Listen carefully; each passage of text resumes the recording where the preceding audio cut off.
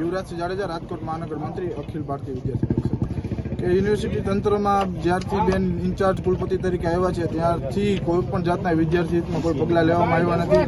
કે જે શિક્ષણ જગતમાં એક કલંકિત બાબત કહેવાય તેવું એક ઉદાહરણરૂપ એક આપણને રજૂ કરે છે એમ. કે જે LLMની પરીક્ષા હમણાં જે વિદ્યાર્થીઓ એક સેમેસ્ટર 1-2માં અભ્યાસ કરે છે તેમની હજી સુધી કોઈ પણ પરીક્ષા લેવામાં એક પણ આવી નથી.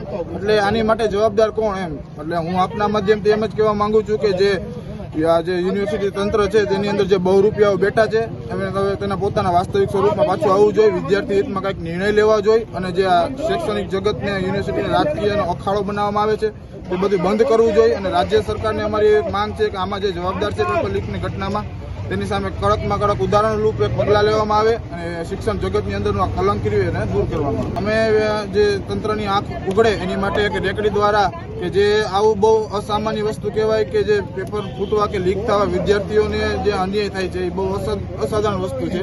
આ લોકો જે રીતના સાધારણ કરીને બતાવે છે એટલે અમે આવો વિરોધ પ્રદર્શન કરીને યુનિવર્સિટીની અંદર રેકડી ફેરવીને એક એવું દેખાડવા માંગીએ છીએ કે શિક્ષણ જગતનું આ કલંક છે અને આમાં ઝડપથી ઝડપ સુધારા થવા જોઈએ એવી અમારી માંગ છે.